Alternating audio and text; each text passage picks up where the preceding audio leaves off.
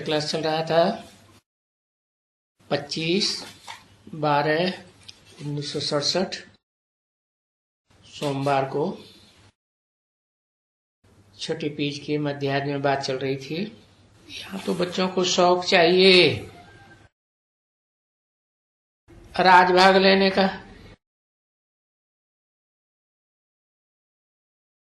यहाँ कोई शास्त्र वगैरह तो पढ़ाती नहीं है, ऐसी बात यहाँ नहीं है। यहाँ तो पहले पहले पवित्रता की बात। तो अभी आत्मा को तीसरा नेत्र मिला ना, तो उस आत्मा का जिसको ज्ञान का नेत्र भी कहा जाता है, उस नेत्र से अगर तुम देखते जाएंगे अपने भाइयों को, आत्माओं को, तो ये तो समझते हो ना बुद्धि से कि बरोबर जब हम भाई भाई को देखेंगे तो फिर हमारा वो तो कर्मेंद्रियां तो नहीं चलेंगी ना। तो ऐसे करते करते तुम्हारी जो आंखें क्रिमिनल हैं सो सिविल हो जाएंगी। आत्मा आत्मा भाई भाई को देखते हुए। अब देखो कुछ मेहनत तो करनी पड़ेगी ना। इतना राज भाग लेना है? कितना? विश्व की बादशाही। तो बाप कहते हैं विश्व के मालिक बनेंगे तो मेहनत तो करेंगे ना। तो अभी ये मेहनत करो। क्या है? क्या मेहनत बताइए? है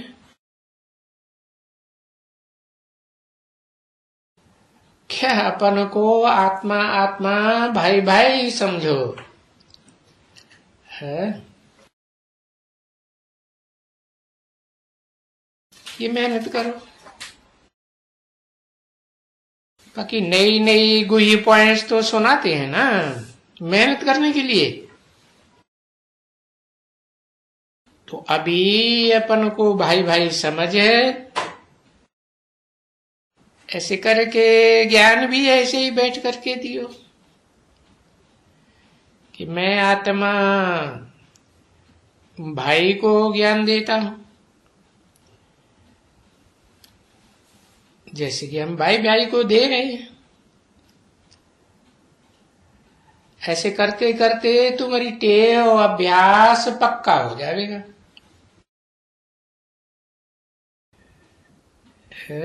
जो गाया जाता है वी आर ऑल ब्रदर्स,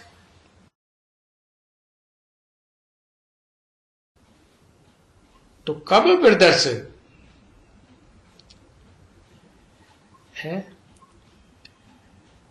इस पुरानी दुनिया में तो कोई ऐसे नहीं समझते हैं कि हम सब भाई भाई हैं। अब इस समय की बात है जबकि बाप आते हैं और सभी बच्चों को ज्ञान देते हैं इस बात का है, आत्मा का ज्ञान देते हैं ना।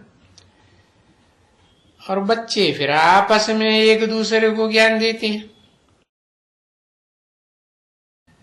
तो अभी ब्रदर्स,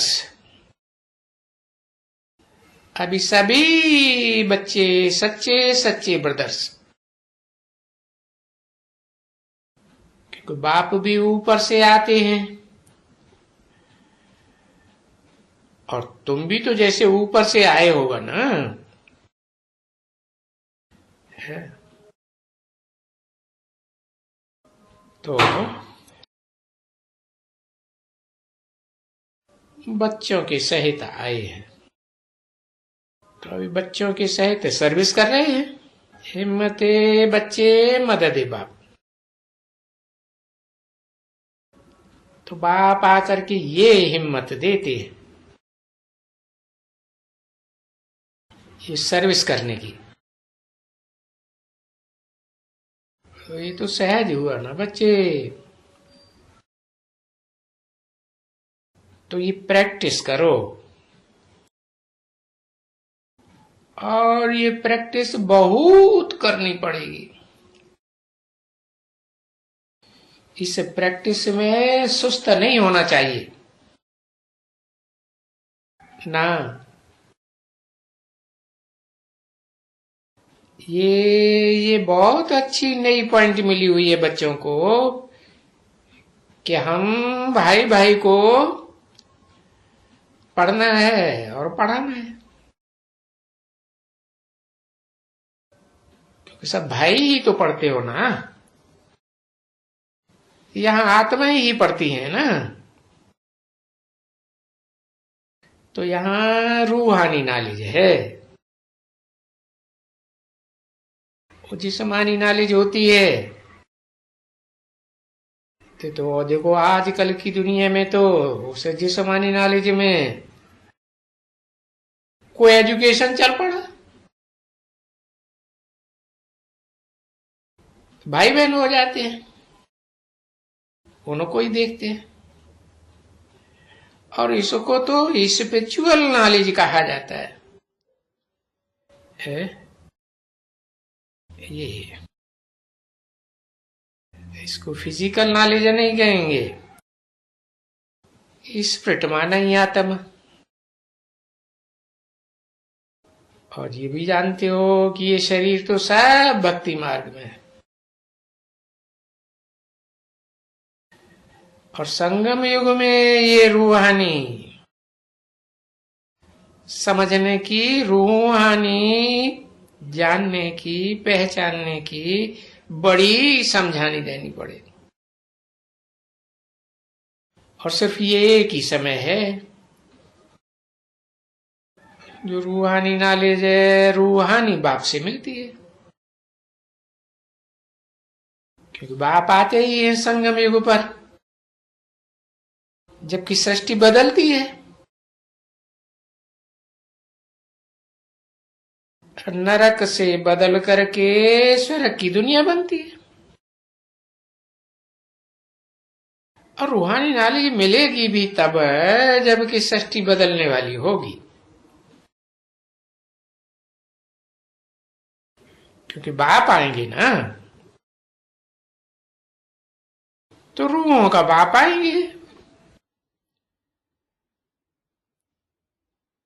खुद भी तो रूह है ना, तो आकर के रूहानी नॉलेज देते हैं। अपन को आत्मा समझो, आत्मा समझो। फिर ये भी समझाते हैं कि तुम आत्मा नंगे आए थे। ये बात बरोबर याद है ना कि जब आत्मलोक से आए थे तो ये देह लेकर आए थे? नहीं, सभी नंगे आते हैं और यहां आकर ही शरीर धारण करते हैं।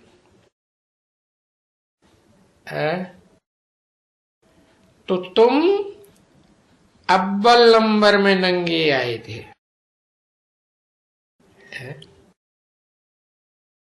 एकदम शुरू में नंगे आए थे।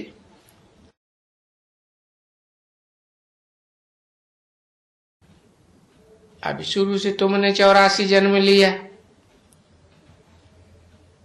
ठीक है ना बच्चे?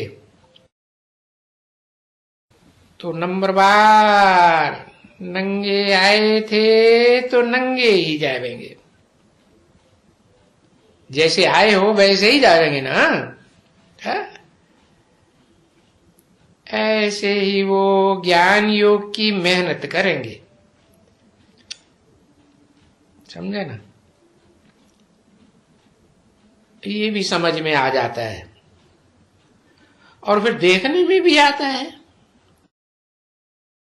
जिसने जैसे जैसे पहले पुरुषार्थ किया है, कल्प पूर्व मेहनत किया है, वो ऐसे ही मेहनत करते रहते हैं। मेहनत करना है, अभी अपने लिए मेहनत करनी है ना। दूसरा तो कोई के लिए नहीं करनी होती है। तो अपन को ये आत्मा समझ करके अपने साथ मेहनत करनी पड़े। दूसरा क्या है उसमें, हमारा क्या जाता है? हमको तो पहले पहले वो चैरिटी बिगिंस एट होम है, उसमें भी पहले पहले तो खुद को, पीछे दूसरे भाइयों को देखो है। चैरिटी बिगिंस एट होम का क्या मतलब हुआ है? अरे कुछ हद बेहद का मतलब होता है। क्या हुआ है?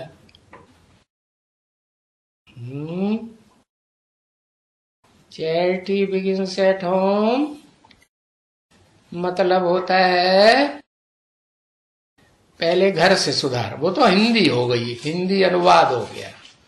हद और बेहद का अर्थ बताओ।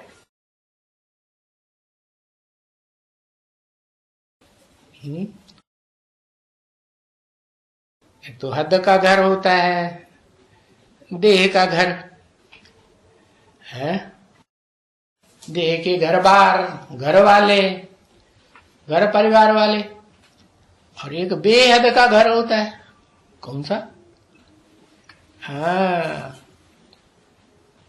जो डायरेक्ट सूर्य के बच्चे है ना, सूर्यवंशी बच्चे हैं ही बीज रूप है। इस शरीर रूपी वृक्ष का बीज आत्मा है ना। तो पहले बिगिंस एट होम माने आत्मा आत्मा, भाई भाई, पीछे फिर दूसरों को। दूसरे कौन है? जो हाँ चंद्रवंशी हो, इस्लाम वंशी हो, बौद्धी वंशी हो, ये पूरे आत्मा बनेंगे क्या? आत्मिक स्थिति में पूरे टिकते हैं क्या? नहीं टिकते है। तो बाबा ने समझाया ना, भाइयों को दियो है जो यहाँ आते हैं पढ़ने के लिए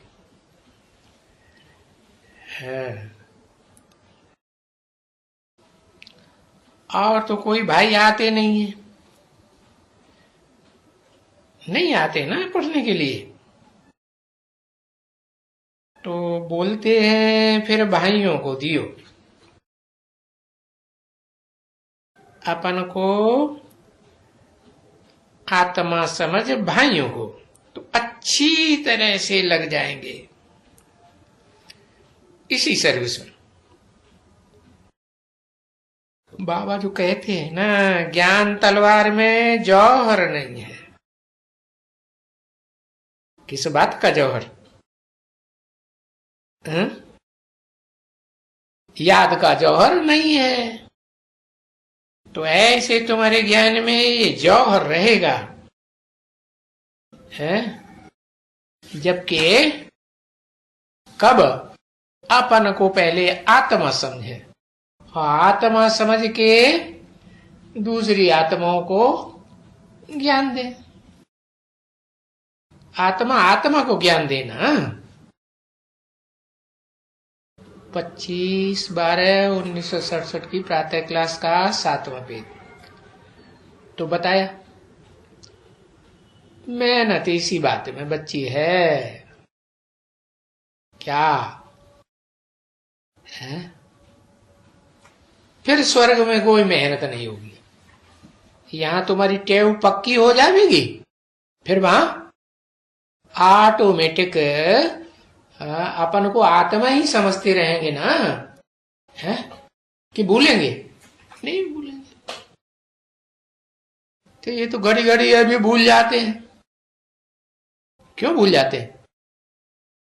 क्योंकि जन्म जन्म का 63 जन्म से ये अभ्यास पड़ा हुआ है देह समझने का। तो बच्चे इतना ऊंचा, ये इतना ऊंचा फल भक्ति का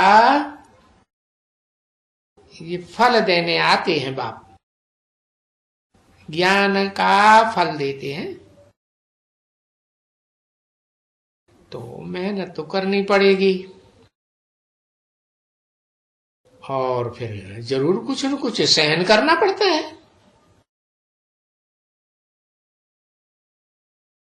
कैसे कैसे? इस समय में खास पुरुषोत्तम संगम युग में सुख दुख, स्तुति निंदा, मान अपमान, ये लिखा हुआ है ना। तो ये थोड़ा बहुत कुछ न कुछ है, सहन तो करना पड़ता है। और जास्ती चुप रहना पड़ता है। कोई बात उल्टी सुल्टी करेगा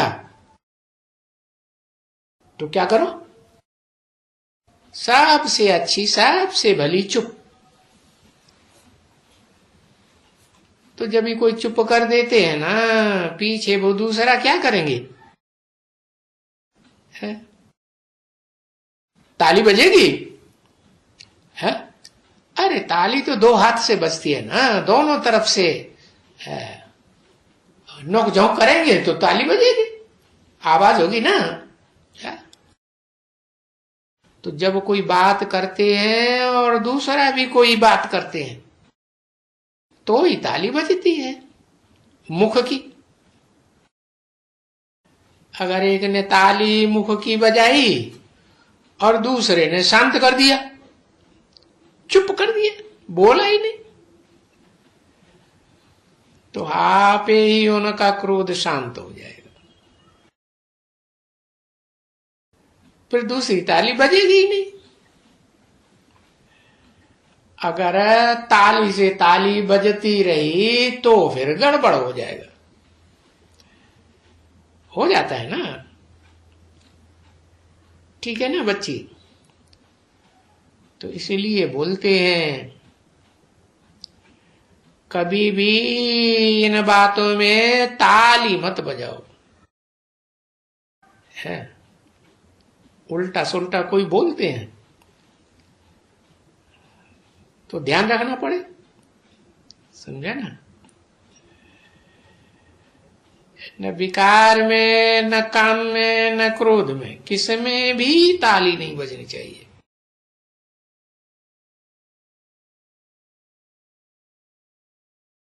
और समझाते ही रहना है, क्योंकि हर एक का कल्याण तो बच्चों को ही करना है।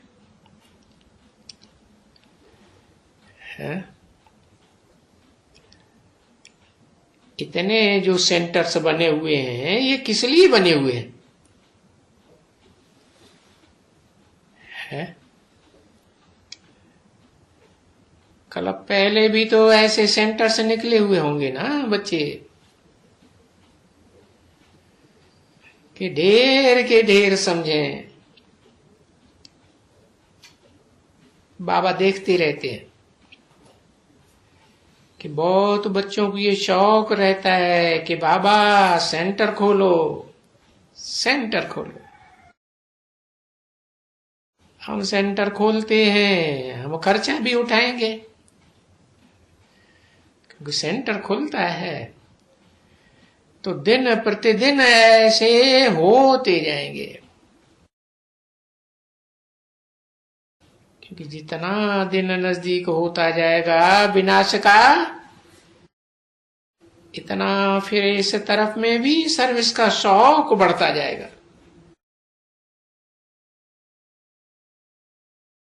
सो तो समझते हो ना बच्चे, जरूर सर्विस का शौक बढ़ेगा। फिर बच्चों को भी होशियार बाबा करते रहते हैं और घड़ी घड़ी बच्चों को लिखते हैं कि तुम्हारे सेंटर में कोई सर्विस वाला निकला नहीं है, तो क्या तुम सर्विस करते हो? है? सर्विस करते हो कि हजामत करते हो? बाबा ऐसे भी लिख दे चिट्ठी में। बाबा बहुत कड़ा है। यहां क्या करते हो? बस यहां तो खाते हो, सोते हो, बैठे रहते हो। अरे हमको कोई भी सर्विसेबल बना के नहीं दिया। आप समान नहीं बनाया है। क्यों नहीं बनाया है? ये क्लार्क बैठा है ना हमारा, क्योंकि एक बाबा को मालूम पड़ता है। दूसरा हमारा जो क्लार्क है उसको सब कुछ मालूम पड़ता है। और तुम बच्चों को तो नहीं मालूम पड़ेगा ना कि बाबा के पास क्या क्या पत्र आते हैं। तो वो तो बाबा जाने और ये बाबा का क्लर्क जाने। कौन बाबा का क्लर्क? कौन है?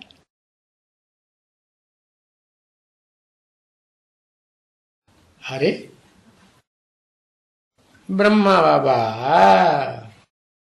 है। बाबा कहा तो जरूर बाबा साकार है, और उसका क्लर्क दूसरा कोई नहीं जानेगा। इसलिए बाबा को ये जो ऑफिसर मिला है ना, ये ऑफिसर बिल्कुल कॉन्फिडेंशियल मिला है।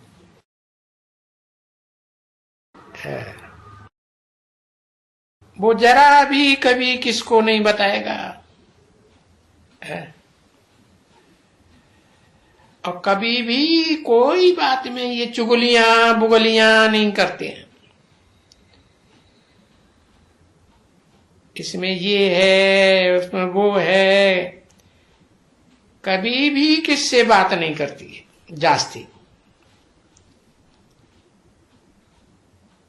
ये ऐसा ऑफिसर मिला है ना ऑफिसर। बड़ा खजांची कहो जिसको। देखो कितना खजांची है, विचार तो करो।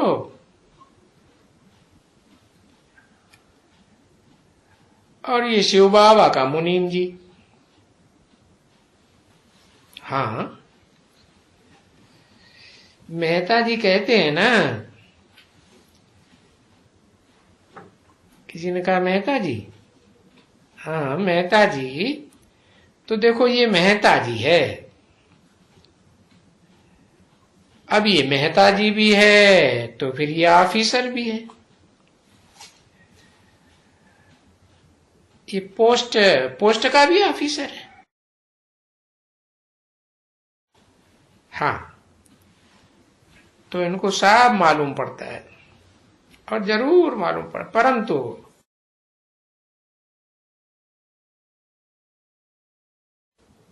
मना ये खखरा भी नहीं। दूसरा तो पाई की भी बात होगी तो उनको पैसा करके कोई को बता देंगे,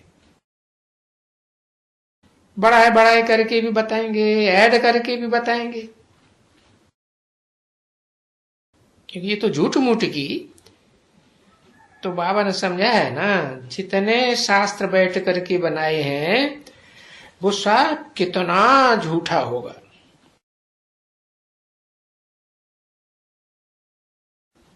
बोल देते हैं, लिख देते हैं वेद व्यास भगवान। अरे उसने कितने कागज बनाए, ये झूठे किताब बनाए भक्ति मार्ग के लिए। अभी है ड्रामा के लिए। परंतु बाप आकर के बोलता है, पता है देखो ये क्या क्या बनाया है शास्त्र। व्यास भगवान ने ये शास्त्र बनाए हैं, और वो ही शास्त्रों से तुम ये भक्ति मार्ग के कर्मकांड तुम्हारे चलते हैं। ठीक है ना बच्चे? तो वो भक्ति मार्ग का जो भी कर्मकांड है वो तुम्हारा है, और सब इन शास्त्रों के आधार पर चलता रहता है।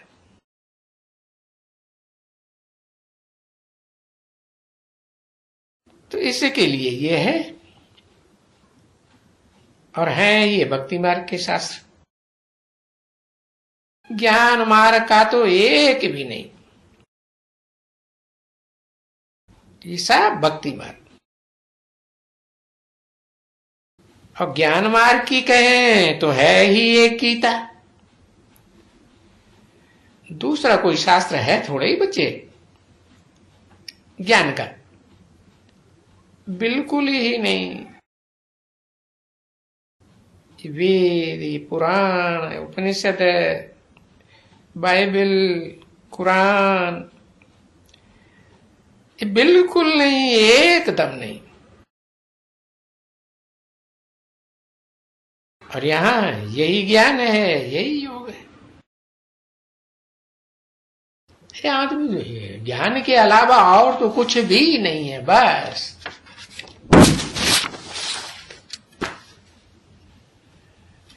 तो इस ज्ञान से, योग से हेल्दी और ज्ञान से वेल्दी बनते हो। बाकी वाला कोई शास्त्र से कोई बताए कि क्या बनते हैं? नहीं, कुछ भी नहीं बनते हैं। कोई भी कुछ करे, हाँ अगर हेल्दी बनते हैं तो कुछ ये हठ योग वगैरह करते हैं, कुश्तियां लड़ते हैं। बाकी तो हेल्दी और वेल्दी सिवाय गीता शास्त्र के और कोई भी शास्त्र में नहीं है। क्योंकि भगवान एक भगवान का ही है सच्चा सच्चा ज्ञान। तो अब देखो, फिर गीता पढ़ते पढ़ते कोई हेल्दी वेल्दी बनता है क्या? नहीं, और ये हेल्थ खराब होती जाती है, बीमारियां बढ़ती जाती हैं कि घटती जाती हैं? बढ़ती जाती है। हेल्थ भी खराब तो वेल्थ भी खलास होती जाती है।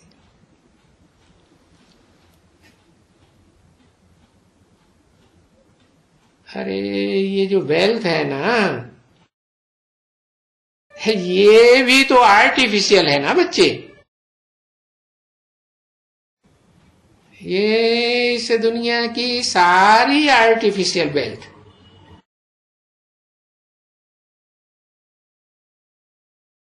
वहां तो इनका कोई है ही नहीं। यहां तो सोना भी देखो कितना,